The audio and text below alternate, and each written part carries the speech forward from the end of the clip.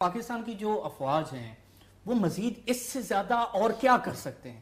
تمام آپریشنز ہم نے لانچ کر دیے، اپنی میکسیمم کیپیسٹی پر وہ آپریٹ کر رہی ہیں، فیلڈ آپریشنز جاری ہیں، کومنگ آپریشنز جاری ہیں، پاکستان کی آرمی ایکٹیو ہے، اس سے زیادہ مزید ہم کیا کر سکتے ہیں؟ کیا کر سکتے ہیں؟ دیکھیے میں یہی عرض کر رہا ہوں آپ سے بڑے ادب کے ساتھ اور آپ کے ذریعے سننے والوں کے لیے. دیکھیے یہ ایک اجتماعی کوشش ہوتی ہے. It's a collective effort of the people of Pakistan, it's a collective effort of the politicians. اگر پولیٹیشین جو ہے وہ اپنے مطلب یہ کہ دو چار پانچ کرنے میں لگ جائیں، پیسے کمانے میں چلائیں، زر کی حفاظت اتنی زر کی حفاظت پاکستان میں نے آج تک خدا کی قسم جتنا پاکستان کے اندر میں کہتا ہوں کرپشن ہے، میں آئی ٹیل یو آنیسٹلی کہ اس کرپشن میں پاکستان میں ایف ڈی آئی کی بات تو آپ چھوڑ دیجئے، میں کہتا ہوں پاکستان کو ایکسٹینشل تھریٹ ہے. اس جو ابھی شاید صدیقی صاحب فرما رہے تھے، صحیح کہہ رہے تھے، یہ تو معاشی دہشت گردی ہے.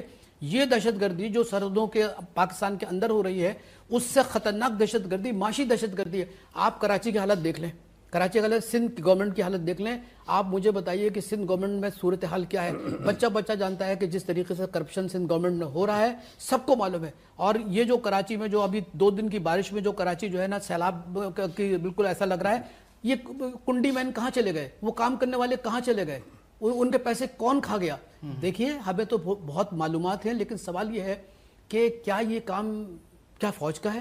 فوج کتنا مطلب آپ نے ایک جملہ کہا، میں آپ کو سلام کرتا ہوں کہ یہ کیپیسٹی سے زیادہ کام ہو رہا ہے، کیپیسٹی سے زیادہ کام کر رہا ہے. اب یہ جو حکومت چلاتے ہیں لوگوں کو دھوکہ دے کے الیکشن میں جیت جاتے ہیں اور اس کے بعد یہ کہ اپنے کھانے کمانے میں لگ جاتے ہیں. ملک اس طرح نہیں چلتے. ڈاکٹر صاحب سر، یہ جو ابھی اس کانٹیکس میں بات جاری ہے، مجھے بتائیں کہ جو سول ملٹری جو ریلیشن شپس ہیں، آپ سمجھتے ہیں کہ وہ اتنے زیادہ کمفرٹیبل پوزیشن میں ہیں کہ پاکستان کی جو اندرونی اور بیرونی خطرات کو جائزہ اس کا لیتے ہوئے بہتر ایک ایفیکٹو ہم پالیسی ایٹ لیسٹ سامنے لے کر آئیں؟ وہ تو ہمیں نظر نہیں آ رہی. تو کیا سول اور ملٹری جو ریلیشن شپ ہے وہ اچھے نہیں ہیں؟ میرے خیال سے اگر آپ اجازت دیں تو میں تناؤ کی کیفیت کہوں گا. اب مثال دونوں طرف سے، مثال کے طور پر یہ جو بھی ہوا تھا تو انہوں نے کہا نوٹیفیکیشن از ریجیکٹڈ. آرمی بھی اپنے آپ کو اب سب آرڈینیٹ ادارہ نہیں سمجھ رہی. یہ چیز وہ انٹرنل کورسپونڈنس سے بھی کر سکتے تھے. ایک تو یہ چیز آ گئی. دوسرا یہ کہ ابھی جو ہم ڈسکشن کر رہے تھے وہ ہم نیشنل ایکشن پلان، آپ یہ مان لیں کہ نیشنل ایکشن پلان جو ہے وہ ملٹری اور سول لیڈرشپ کی اجتماعی دانش کا نتیجہ ہے. اور اگر اس میں عمل درآمد نہیں ہو رہا، میرے خیال سے تو دونوں ذمہ دار ہیں. اور اگر میں یہ کہوں کہ یہ نیشنل ایکشن پلان ان ایفیکٹو ہے، انکمپلیٹ ہے، اگر یہ انکمپلیٹ ہے تو اس کے ذمہ دار بھی دونوں ہیں. تو اس میں مزید کیا ہونا چاہیے؟ میں عرض کر دوں، مثلا آرمی چیف نے کہا تھا کہ جی ہم جو ٹیرر فائننسنگ ہے، سہولت کار کو جو پیسے مل رہے ہیں وہ روکیں گے. یہ بات ہوئی 3 سال پہلے. آپ مجھے ایک سٹیپ بتا دیں کہ جو دہشت گردی کر رہے ہیں، آپ کی اکنامی ڈاکومنٹ نہیں ہے، آپ اکنامی ڈاکومنٹ کرنے کے لیے تیار نہیں ہیں، آپ 5000 کا نوٹ رکھتے ہیں، انڈیا 500 روپے کا نوٹ آپ سے 8 گنا معیشت کینسل کرتا ہے، آپ 40,000 روپے کا بیئرر بانڈ چلاتے ہیں. ابھی لانچ کیا ہے. نہیں، یہ تو رجسٹرڈ ہے نا. یہ تو ڈاکٹر صاحب نے ابھی لانچ. ہاں، یہ رجسٹرڈ ہے. میں بات کر رہا ہوں آپ رجسٹرڈ 5 کروڑ کا بنا دیں. یہ جو ہمارے بیئرر انسٹرومنٹ ہے، اتنا بڑا پیکٹ آپ رکھ دیں 2 کروڑ کا ہے. تو یہ جو کچھ ہم ٹیرر فائننسنگ روکنے کے لیے تیار نہیں ہیں. تو اگر آپ کو میں یاد دلاؤں کہ مشرف کے زمانے میں ہوا تھا کہ انہوں نے کہا تھا ہم سروے کریں گے، چند ہزار وہ تھے تاجر واپس آ گئے. مودی نے، ہمارا دشمن ملک ہے، ہمارے لیے سب کچھ کر رہا ہے، لیکن میں نے یہ دیکھا کہ اس نے جب 500 اور 1000 کے نوٹ کینسل کیے، اس سے 80 کروڑ آدمی افیکٹ ہوئے بھارت کے. ہماری تو آبادی 20 کروڑ ہے، تو چند ہزار آدمی تھے تاجر، ان کے ساتھ ہم نہیں کر سکے. تو 80 کروڑ آدمیوں کے اس نے کہا کہ جی نوٹ کینسل ہو گئے. وہ ٹیکس ایمنسٹی اسکیم لے کر آیا 42% کے اوپر، ہم لے کر آئے 2% کے اوپر. تو میرا کہنا یہ تھا 40-45 ارب ڈالر انہوں نے اکٹھا بھی کیے انکم ٹیکس کا، اور اس کا 25% جو تھا انہوں نے غریب کے لیے ڈال دیا. تو سر یہ جو ان پاپولر سٹیپس ہیں، جیسا کہ مودی نے وہاں پر لیا، عوام نکل آئی، بندے بھی مرے، چلاؤ گھراؤ بھی ہوا، پتھراؤ مار کٹائی سب کچھ ہوا. تو ان پاپولر سٹیپس لینے کی کیپیسٹی، اس کا مطلب ہے کہ نریندر مودی میں ہے، نواز شریف صاحب میں نہیں ہے. نہیں، آئی ایم سوری، آپ یہ اگر میں یہ کہہ رہا ہوں، نہیں میں نہیں کہہ رہا. پاکستان میں پچھلے 4 برسوں میں، یہ جو حکومت آئی 2013 میں، تعلیم اور صحت یہ صوبوں کا ایشو ہے. 4 صوبوں نے، اگر میں ایک لفظ استعمال کروں، 7,000 ارب روپیہ، کوئی معمولی رقم نہیں ہے، 7,000 ارب روپے کم مختص کیا ہے تعلیم اور صحت. 7,000 بلین روپیز. 7,000 billion rupees. ٹھیک ہے. تو یہ نواز شریف نے پاکستان کی اکنامی کو بہتر بنانے کے بجائے خراب کیا ہے. تو یہ تو سر جو 7,000 ارب روپے آپ فرما رہے ہیں یہ تو پاکستان کی جو کل سرمایہ کاری ٹو جی ڈی پی ہے اس سے بھی زیادہ ہے. بھئی دیکھیں نا، یہ تو آپ بات یہ تو اس سے بھی زیادہ. میں یہ کہوں جب آپ ٹیکس نہیں لیں گے، اب مثال کے طور پر ایگریکلچر ٹیکس کون لگائے گا؟ نواز شریف تو نہیں لگائے گا. میں یہ نہیں کہ نواز شریف کی پالیسیاں ٹوٹل ڈیزاسٹر ہیں، میں آپ سے ایگری کر رہا ہوں. لیکن سوال یہ پیدا ہوتا ہے کہ جب 18th امینڈمنٹ آ گیا، ایگریکلچر ٹیکس بھی ان کے پاس ہے، ڈی سی ریٹ بھی یہی بڑھائیں گے، پراپرٹی ٹیکس بھی یہ لگائیں گے، تعلیم اور صحت. تو نواز شریف یا اسحاق ڈار تیار نہیں ہے کہ اسٹاک ایکسچینج پہ ٹیکس لگائیں، اکنامی کو ڈاکومنٹ کریں، نہیں تیار ہے. اور یہ تعلیم کے لیے تیار نہیں ہے ڈی سی ریٹ بڑھانے کے. تو ایک میرے خیال سے پاکستان کے سول اور ملٹری لیڈرشپ، پاکستان کے چاروں ستون، میں اس میں عدلیہ کو بھی چاہ رہا ہوں کہ یہ سب میں ایک ہم آہنگی ہے طاقتور طبقوں کو مراد دینے کے لیے اور عوام کے اوپر بوجھ ڈالنے کے لیے اور معیشت کو کمزور کرنے. نہیں تو سر آپ جو کہہ رہے تھے کہ نیشنل ایکشن پلان کمپلیٹ نہیں ہے، تو اس کے اندر آپ کہہ رہے ہیں کہ ڈاکومنٹیشن ڈالنی چاہیے، اس کے اندر ٹیکس ڈالنا چاہیے، اور اس کے اندر جو ہماری بلیک اکانومی ہے اس کو مائنس کرنے کے لیے، اس کو کم کرنے کے مختلف سٹیپس ایڈ کرنے چاہیے. اس کی وجہ بتا دوں. دیکھیے ہماری ملٹری لیڈرشپ کا یہ بالکل صحیح تھا کہ طاقت کے استعمال کافی نہیں ہے. تو جتنے آپ نے ابھی خود ہی ریفر کیا کہ ہم نے جو ہے وہ ایک آپریشن کیا، دوسرا کیا، تیسرا کیا، تو ہم تو یہ سب طاقت کا استعمال کر رہے ہیں نا. جو انتہا پسندی کو کرش کرنے کے لیے غربت کو ختم کرنا تھا، غمیر اور امیر کے فرق کو کم کرنا تھا، لوگوں کو انصاف دینا تھا، تعلیم دینے، تو ان سب پہ تو کام نہیں ہو رہا. بلکہ ہم نے یہ دیکھا کہ جب دہشت گردی کی جنگ کے ایکسپنسز بڑھے تو یہاں کٹوتی ہو گئی. جب یہاں کٹوتی ہوئی عام آدمی کے لیے، ہمارے جو اگر کے پی میں حملے ہوئے دہشت گردی کے اور آپ کے اسکول تباہ ہو گئے اور 1 سال لوگوں کا ضائع ہو گیا، تو اس کے لیے تو کسی نے you just hit the nail on the head. آپ نے بہت پیاری بات کی. لیکن آپ کیسے دیکھ رہے ہیں؟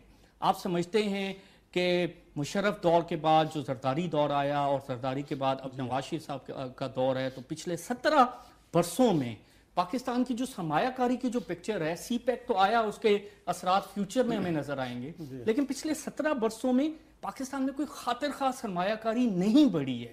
9/11 کے بعد جو انفلوز آئے یو ایس کے، وہ اس نے ایک ہمیں کافی اچھا پش دیا تھا، بوسٹ دیا تھا، اکانومی آہستہ آہستہ بڑھی. لیکن جو سٹرکچرل جو ایشوز ہیں انرجی سیکٹر کے، ایگریکلچر سیکٹر کے، انفراسٹرکچر کے، اس میں ہم نے جو کام کرنا تھا وہ نہیں کیا. تو کیا وجہ ہماری پالیسیاں ہیں یا وجہ یہ دہشت گردی کے حملے؟ یہ پہلے تو حکومت کا خود یہ کہنا ہے کہ 118 ارب ڈالر کا پاکستان کی معیشت کو نقصان ہوا ہے. یہ اکنامک سروے میں ہے، یعنی 10,000 ارب روپیہ. تو یہ پاکستان کی اکنامی اور پاکستان کی قوم نے برداشت کیا. لیکن اب آپ نے جو بات فوکس آپ نے رکھا ہے انویسٹمنٹ کا، اور خاص طور سے فورن انویسٹمنٹ کا، تو اس میں 2 چیزیں، ایک تو دہشت گردی کی جنگ ہے، ایک اور ہے کہ پاکستان کی جو اکنامک پالیسیز ہیں جس کا آپ نے ریفرنس دیا، میرے حساب سے وہ اقتصادی دہشت گردی کے زمرے میں آتی ہیں. یعنی پاکستانی عوام ایک طرف دہشت گردی کی زد میں ہے، جنگ ہو رہا ہے جو پاکستان میں بھارت اور دوسری طاقتیں دہشت گردی کی وارداتیں کرا رہی ہیں، ہماری افواج جو ہیں کئی بارڈرز پر جو ہیں وہ فیس کر رہی ہیں، اور حکومت طاقتور طبقوں کے ناجائز مفادات دینے کے لیے عوام کے ساتھ اور پاکستان کی معیشت کے ساتھ اقتصادی دہشت گردی میں براہ راست ملوث ہے، اور اس میں اس کو ریاست کے تمام ستونوں کی سپورٹ اور حمایت حاصل ہے. اور یہاں تک بھی میں کہوں گا کہ آج کے زمانے میں جب کہ آپ کے پاس 18th امینڈمنٹ آ گئی، NFC ایوارڈ آ گیا، صوبوں کا حصہ چلا گیا، صوبوں کو زیادہ پیسے ملے، صوبوں کی پاورز بڑھ گئیں، تو صوبوں بھی اتنے ہی ذمہ دار ہیں. اب آپ یہ نہیں کہہ سکتے، چاہے انرجی کا سیکٹر ہو، تعلیم ہو، امن و امان صوبوں کی ذمہ داری ہے. تو وفاق اور چاروں صوبوں میں اس وقت اقتصادی دہشت گردی کرنے کے لیے مکمل ہم آہنگی ہے. اب آپ FDI کی جب بات کریں تو مشرف کے زمانے میں فورن ڈائریکٹ انویسٹمنٹ نہیں آیا، یہ غلط خیال ہے. اگر آپ حبیب بینک کو جو بیچا تھا، آپ نے یونائٹڈ بینک بیچا، آپ نے ریفائنری بیچ دی، وہ چیز اسٹیل مل آپ نے بیچ دیا، اسٹیل مل پاکستان PTCL بیچ دیا آپ نے، تو KESC بیچ دی. یہ جو آپ اثاثے بیچتے ہیں یہ تو ڈس انویسٹمنٹ ہے، اس کو آپ FDI میں شو کر رہے ہیں. اگر آپ یہ نکال دیں تو آپ کا $1.5 ارب رہ جاتا ہے جو آج تک ہے. سر دیکھیں ادارے بیچ کے پیسہ کمانا اور ملک چلانا یہ تو کوئی بہتر کوئی اسٹریٹجی نہ ہوئی نا. بالکل. اور اس کی قیمت بھی ہم نے ادا کی ہے. لیکن میں تو بنیادی ایشو کی بات کر رہا ہوں کہ جو خالصتاً ہمارے پاس فورن ڈائریکٹ انویسٹمنٹ آنی چاہیے تھی یا جن کو ہم نے انوائٹ کرنا تھا مختلف سیکٹرز میں وہ تو ہم انوائٹ نہیں کر سکے. تو اس کی بنیادی وجہ پالیسیاں ہیں یا یہ دہشت گردی؟ دہشت گردی ہے, آپ کے ویک اکنامک انڈیکیٹرز ہیں, انسٹیبلٹی ہے, کاسٹ آف پروڈکشن آپ کی ہائی ہے, اور ملکی سرمایہ کار پاکستان میں سرمایہ کاری نہیں کر رہے. روز خبر آ جاتی ہے دبئی اتنا پیسہ چلا گیا, فلائٹ آف کیپٹل ہو گیا, بنگلہ دیش چلی گئیں. آپ کی انڈسٹری کی انوائرمنٹ کی بات, کاسٹ آف پروڈکشن کی بات, لیبر کی پروڈکٹیوٹی کی بات, لو سیونگز ریٹ, لو ٹیکس GDP ریشو, یہ تمام چیزیں فورن انویسٹر کو ڈسکریج کر رہی ہیں. حالانکہ پاکستان نے جو انسینٹیوز دیے ہیں فورن انویسٹرز کو وہ دنیا میں جو دیے گئے اس کے ان سے مقابلے میں بہتر ہیں, ہمارے خراب نہیں ہیں. لیکن ہماری اپنی اکنامک پالیسیز, اکنامک پرفارمنس, ہمارے کا کردار اور ریاست کے ساروں ستونوں نے جو حکمت عملی بنائی ہے فیوڈل کلچر کے تحت بنائی ہے, طاقتور طبقوں کو مراد دیں, عوام کو کچل دیں, صنعتوں پہ بوجھ ڈالیں, ایسا بوجھ جو عوام کو منتقل کر دیں, تو وہ پھر ان حالات میں نہیں آئے گی. جبکہ پیسہ باہر جانے کے لیے قانونی طریقے موجود ہیں. یعنی پاکستان ایک ایسا ملک ہے کہ چوری کے پیسے کو بغیر قومی خزانے میں ایک پیسہ جمع کرائے آپ باہر بیچ سکتے ہیں, تو پھر کون لائے گا پیسہ؟ ڈیفینیٹلی. سر یہ کیسی ترقی ہے کہ ہماری انویسٹمنٹ سیونگ گیپ جو ہے وہ بڑھتا جا رہا ہے, پبلک انویسٹمنٹ بھی کم ہو رہی ہے, پرائیویٹ انویسٹمنٹ بھی کم ہو رہی ہے, اور بات ہم کر رہے ہیں کہ ہم نے جو ہے وہ 5.28% GDP جو ہے وہ اچیو کر لیا. دیکھیے میں آپ بتاؤں, بات اصل یہ ہے کہ ہمارے ملک میں دیکھیے اس چیز کو میرا خیال ہے کوئی زیادہ راکٹ سائنس نہیں ہے. ہمارے ملک میں ایک تو معاشی دہشت گردی جس کا ڈاکٹر صاحب نے حوالہ دیا وہ اتنی عروج پر ہے کہ ہر صوبہ جو ہے اس کے اندر معاف کیجئے کہیں زیادہ کہیں کم ہم کو نظر آتی ہے.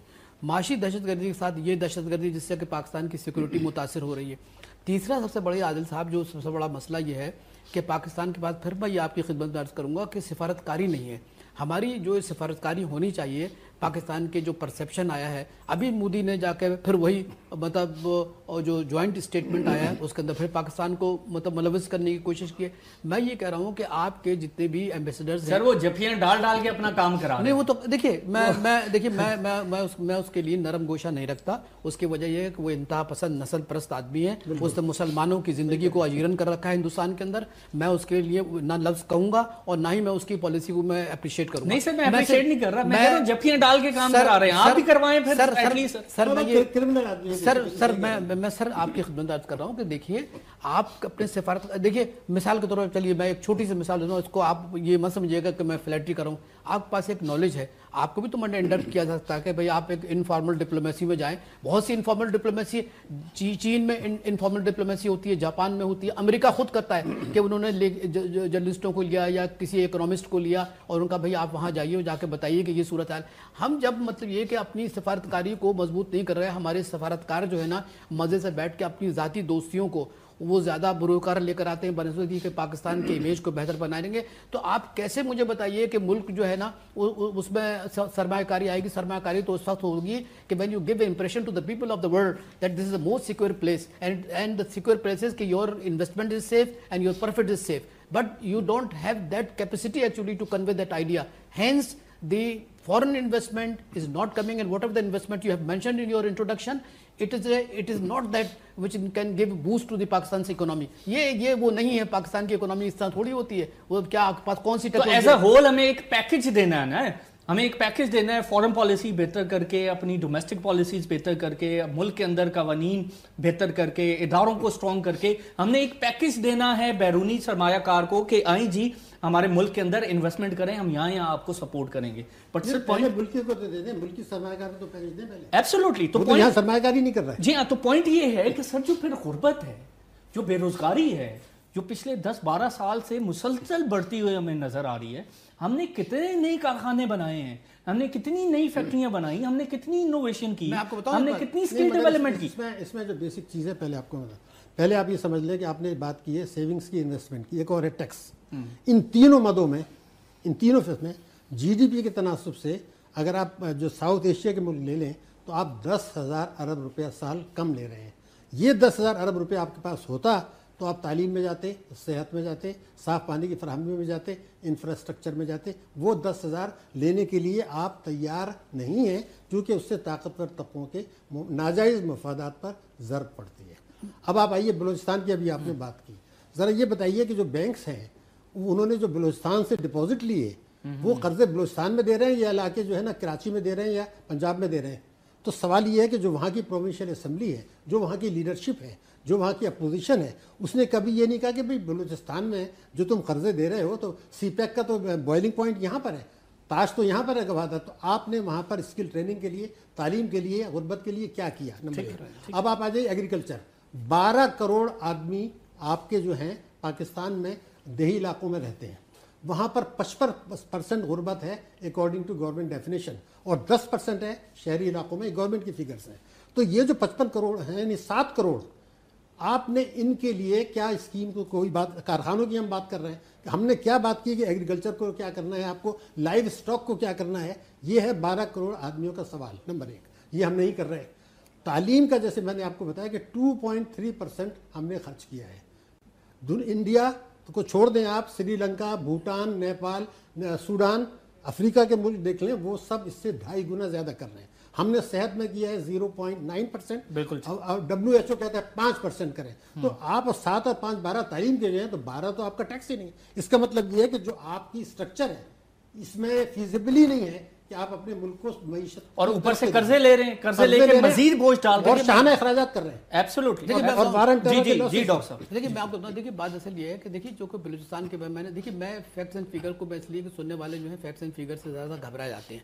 میں یہ عرض کر رہا ہوں کہ بلوچستان میں جو صورتحال ہے وہ یہ ہے کہ سی پیک کو 2.5 سال ہوئے ہیں, ٹھیک ہے. اب یہ سی پیک کا جو دیکھیے انسان کے ذہن کو تبدیل کرنے میں وقت چاہتے ہیں, انسانی ذہن تبدیل ہونے میں بڑا دن لگتے ہیں. اب یہ کہ وہاں کا انفراسٹرکچر جو ہے نا وہ ایسا تبدیل ہو رہا ہے. آپ یقین کریں کہ ابھی میں جو گوادر کی بات کر رہا ہوں, ابھی میں نے کل 3 کالم لکھے اور تینوں شائع ہوئے کہ وہاں پانی کی بڑی قلت ہے گوادر میں. دوسری بات یہ کہ صحت و صفائی کا انتظام بالکل نہیں ہے, اور گوادر شہر جو اس کی 1 لاکھ کی آبادی ہے وہاں پہ ابھی تک ڈیسیلینیشن پلانٹ کا بھی نہیں ہوا. اور میں نے اس سلسلے میں چائنیز سے بات کی, وہاں ایک انٹرنیشنل کانفرنس تھی, اس میں ہم نے یہی سوال کیا, اور میں آپ سے بتاؤں کہ چائنیز کو اس بات کا بڑا ادراک بھی ہے, احساس بھی ہے, اور وہ سمجھتے ہیں کہ جب تک کہ ان چیزوں پر ہم توجہ نہیں کریں گے گوادر کی یا بلوچستان کی ترقی جو ہے نا اس میں بلوچستان کا جو ہیومن ڈیولپمنٹ کا جو انڈیکس ہے وہ پاکستان میں سب سے لوسٹ لیول ہے. مگر ایک سن لیجیے, ایک بات, ایک جملہ, ایک جملہ سن لیجیے. دیکھیے میں آپ بتاؤں, دیکھیے میں نے آپ سے بھی یہ کہا تھا کہ پہلے ہمارے سارے جو انڈے تھے وہ ایک ہی باسکٹ امریکہ میں تھے,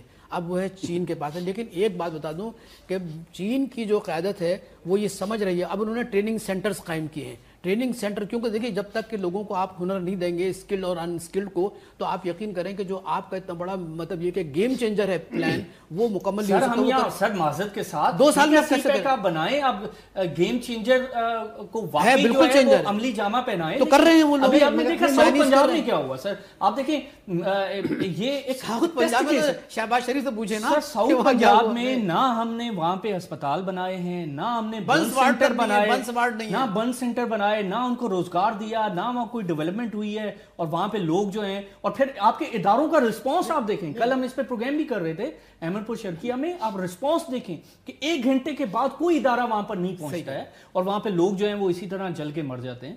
تو پوائنٹ یہ ہے اب ہلاکتیں شاید 175 سے بڑھ گئی ہیں, 190 ہو گئی ہیں, مزید بڑھنے کا خدشہ ہے. تو صرف کہنے کا مقصد یہ ہے کہ کیپیسٹی تو تب ہوگی نا جب ہم ادارے بنائیں گے اور اداروں میں میرٹ سسٹم. 2 چیزیں ہیں آپ کو, ایک تو آپ کیا کرپشن ہے, دوسرے آپ کیا انٹلیکچوئل کرپشن ہے. اب انٹلیکچوئل کرپشن ہے جو کچھ ہے. اب بیسک کوشچن یہ ہے کہ سی پیک کی ہم بات کر رہے ہیں, ذرا حکومت پاکستان اسحاق ڈار جو ہیں ایک مجھے یہ تو بتاتے ہیں کبھی پبلک میں آ کے کہ 2020 میں یہ جو چائنا کا بڑا زبردست انویسٹمنٹ آ رہا ہے, کتنا پیسہ پاکستان سے باہر جائے گا اور کتنا پیسہ پاکستان میں آئے گا. تو وہ پیسہ جو باہر جائے گا وہ دینے کے لیے آپ کے پاس ہیں. ہمارے جو ریزروس ہیں اگر آپ صحیح معنوں میں دیکھیں تو یہ گرے ہیں اکتوبر کے بعد سے, اور ہمارے قرضے بڑے ہیں. چائنا کا جو دیکھیے ایک عظیم الشان منصوبہ, آپ بالکل صحیح کہہ رہے ہیں, لیکن سوال یہ پیدا ہوتا ہے کہ یہ جو 20% آپ نے منافع ان کو دے دیا ہے جو انہوں نے سوورن گارنٹی کر کے لیا ہے, تو یہ منافع جب باہر جائے گا, یہاں پر انڈسٹریز لگیں گی, جو آپ کے زونز بن رہے ہیں 9, تو یہ تیل کی قیمتیں آپ کی بڑھیں گی, آپ کی ریمیٹنس سے شاید نہ بڑھیں, تو 2020 میں جو پیسے باہر جا رہے ہوں گے اس کے لیے حکومت پاکستان نے کوئی حکمت عملی بنائی ہے؟ پہلا سوال.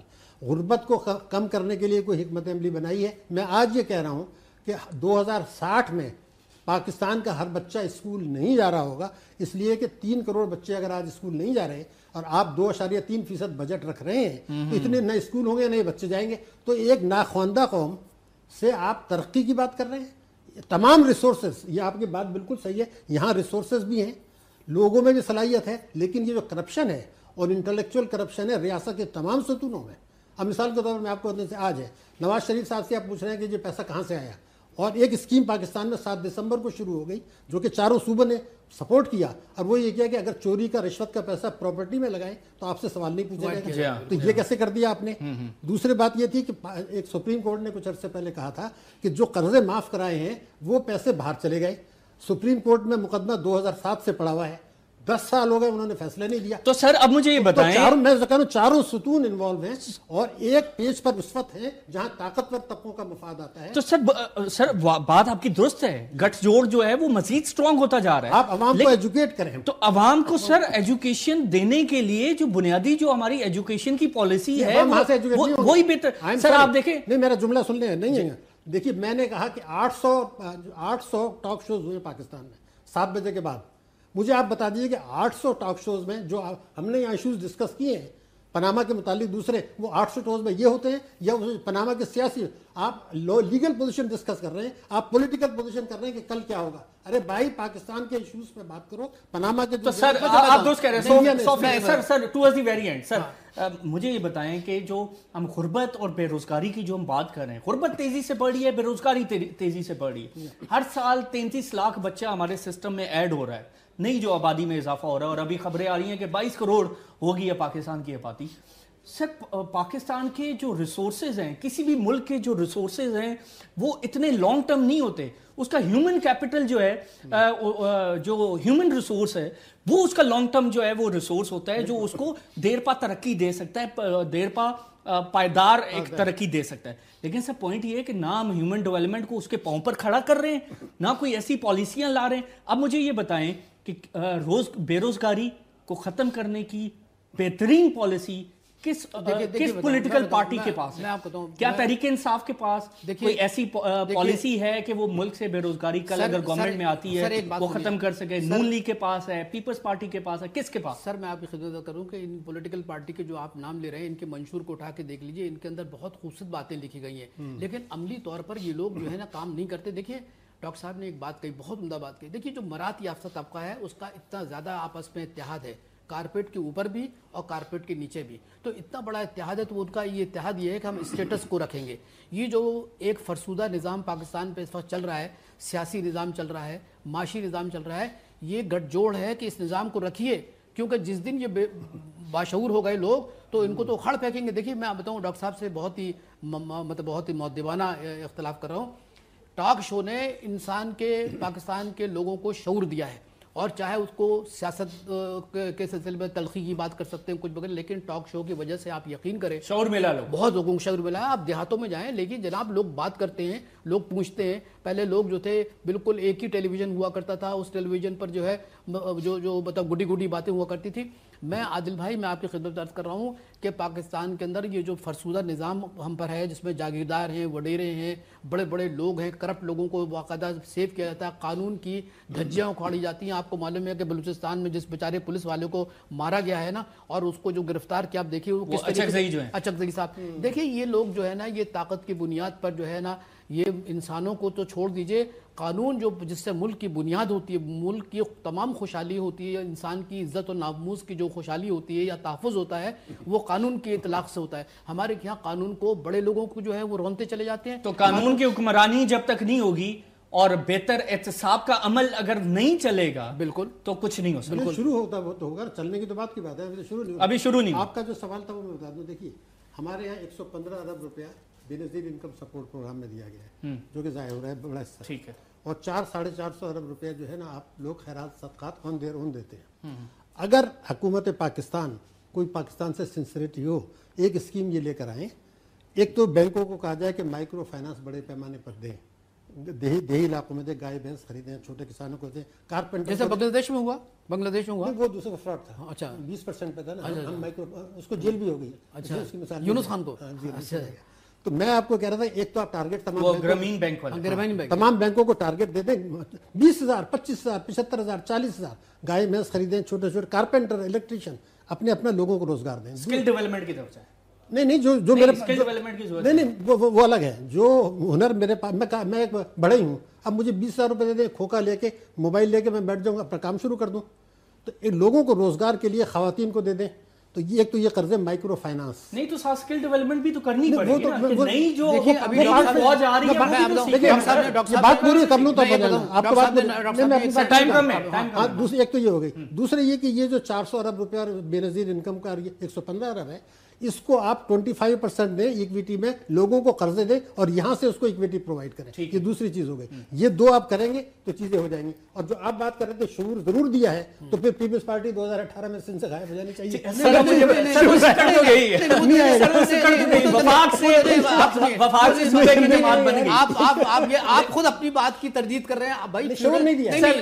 एनीवेज वो एक डिबेटेबल है, कभी और डिस्कस फ्यूडल करेंगे। सोसाइटी में- लेकिन सर मुझे बताएं, किस पार्टी के पास बेहतर बेरोजगारी खत्म करने की पॉलिसी देखिए, है आज किसके पास? मैं आपके सामने हाथ जोड़ के बात किसी के पास देखिए इनके मंशूर में, देखिए इनके बड़े खुशनुमा मंशूर हैं, इनके मंशूर के अंदर मतलब बड़ी अच्छी बात है कि देखिए एक तो इम्प्लीमेंटेशन नहीं है, पॉलिटिकल विल नहीं है। दूसरी बात ये कि डॉक्टर साहब ने फरमाया Benazir income support programme, Adil साहब आपने कितनी तहकीक की है। मैं कहता हूँ करप्शन है, मैंने एक घर में 18 आदमी जो है पैसे ले रहे हैं। आप तो मेरा ख्याल है कि यही सही फरमा रहे हैं कि अगर यही पैसा जो है ना आप इंडस्ट्रियलाइजेशन में लगा, देखिए जॉब जो क्रिएट होती है एग्रीकल्चर में नहीं होती, जॉब होती है इंडस्ट्रियलाइजेशन से, सनत साजी से। सनत साजी में अगर आप पैसा लगाएंगे तो मतलब ये कि लोगों की बेरोजगारी खत्म होगी, वरना ये महरूमी जो है ना दहशत गर्दों को भी जन्म देगी और एक पॉलिटिकल सिस्टम को तबाह कर देगी। सर पैसा तो हम तब लगाएंगे ना जब हमारे पास कोई पॉलिसी होगी, कोई विजन होगा, तो कोई हमारे पास डायरेक्शन होगी, हमने कैसे करना है, कैसे पैसा लगाना है, किस इदारे को एक्टिवेट करना है, किसको वसाइल देने हैं, किसको इख्तियार देने हैं। आदिल भाई वो बात देखिए, मैं आपसे बहुत मुद्देबाना अर्ज कर रहा हूं, आप मुझसे उम्र में छोटे हैं। ये जो जुमला इस्तेमाल किया है ना, बहुत बड़ा जुमला इस्तेमाल किया है कि इंटेलेक्चुअल करप्शन, इनको सब मालूम है कि तरक्की की कैसे होती है। तो आप होपफुल हैं कि आगे चल के कुछ इस हवाले से कुछ चीजें बेहतर होंगी, या मजीद आप समझते हैं कि हम इंतशार का शिकार और लड़ाई झगड़े और दंगा फसाद इस तरह कुछ ओपननेस आ रही है? इसलिए नहीं कि 2018 का जो इलेक्शन होगा वो मसाइल की बुनियाद पर नहीं होगा, वो नफरत की बुनियाद पर होगा, जो आपने स्ट्रक्चर डाल दी है। और ये जो तीनों पार्टियां इस वक्त हैं, इन्होंने अपने सूबे में, अब जो आप फरमा रहे हैं, मैं आपको लिख के देता हूँ, तहरीक इंसाफ को आप ले लें, उसने अपने मंशूर पर 90% अमल नहीं किया। खैबर पख्तूनख्वा मंशूर पे तो कोई भी अमल नहीं कर रहा। मंशूर तो पीछे रह एक मिनट, अगर मंशूर पे अमल नहीं किया तो फिर इलेक्शन किस बुनियाद पे कर रहे हैं? तो मेरा कहना यह कि 2018 के इलेक्शन जो हैं वो नफरत की बुनियाद पर होंगे, इल्जाम तराशी की बुनियाद पर होंगे। और जो इन सूबों में आज पॉलिसियां हैं जिससे मईशत तरक्की नहीं करी, यही तीन अगर आएंगे तो मैं आपको लिख के देता हूँ कि खुश बदकिस्मती से मुझे ऐसा लग रहा है कि ये स्टेटस को रहेगा अगर अवाम में शूर नहीं बेदार किया गया असल मसाइल की तरफ से। ठीक है डॉक्टर शाहिद हसन सिद्दीकी साहब, आगा मसूद साहब, सर बहुत शुक्रिया, थैंक यू वेरी मच। हमने कोशिश की कि इस इंतहाई इंपॉर्टेंट इशू पर फैक्ट्स एंड फिगर्स के साथ बात हो। सो व्यूअर्स, इंपॉर्टेंट इशू यही है कि पाकिस्तान में जो जाहिलों की फौज आ रही है, जो बेरोजगारों की फौज आ रही है, इसको खपाना बड़ा ज़रूरी है और इसको बेहतर डायरेक्शन में तमाम उनकी एनर्जीज को यूज़ करना बड़ा ज़रूरी है। अदरवाइज़ वो दुश्मन की तमाम ताकतों और तमाम उनके वसाइल की नज़र हो जाएंगे, सहूलतकार यहाँ बनते रहेंगे और तमाम मसाइल यहाँ बढ़ते रहेंगे। तो बड़ा ज़रूरी है कि अच्छी पॉलिसीज़ आएँ, बेरोज़गारी के हवाले से हम कुछ बेहतर पेशरफ्त करें और तमाम पॉलिटिकल पार्टीज़ को यकजा होकर इस हवाले से कोई ऑफिशियल डॉक्यूमेंट बनाना चाहिए। लेकिन अनफॉर्चुनेटली इस हवाले से ना तो पार्लियामेंट के अंदर और ना पार्लियामेंट से बाहर हमें कोई डिबेट नज़र आ रही है। हमारी तरफ से ये कुछ